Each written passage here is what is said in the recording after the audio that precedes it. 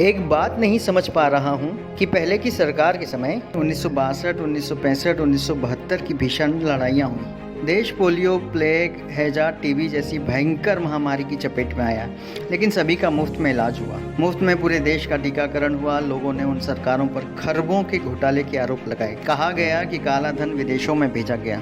कथित भ्रष्टाचार की खूब चर्चा रही। बावजूद इसके देश में बहुत सारे सरकारी कारखाने व कंपनियां खड़ी हुई। सरकारी अस्पताल, सरकारी कॉलेज, सरकारी स्कूल बने। सरकारी नौकरियों में कोई कमी नहीं रही। लोगों को नौकरियां दी गई। जो व्यक्ति इंटर मैट्रिक पास कर जाता था उसे घर से बुलाकर नौकरियां दी गई। तनख्वाह में कोई कमी नहीं रही। भत्ता हर वर्ष लगातार बढ़ता था। महंगाई भत्ता 131% तक दिया गया। सबसे अधिक वेतन वृद्धि छठे वेतनमान में मिली।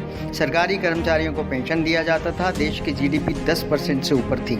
आखिर तमाम घोटाले और भ्रष्टाचार से घिरी सरकारें यह सब कैसे कर लेती थी, जो दिव्य महापुरुष की सरकार नहीं कर पा रही है? जबकि वे विदेशों से काला धन वापस ले आए। नोटबंदी से भी देश का काला धन वापस आ गया। जीएसटी से सरकारी खजाना भर गया।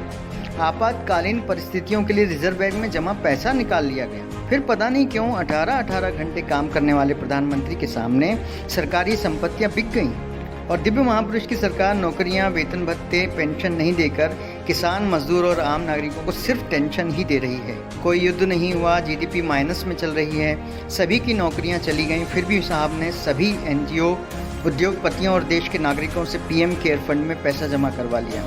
उस पैसे से क्या कार्य हुआ, किसी को नहीं पता। देश में बड़ी अजीब स्थिति बनी है।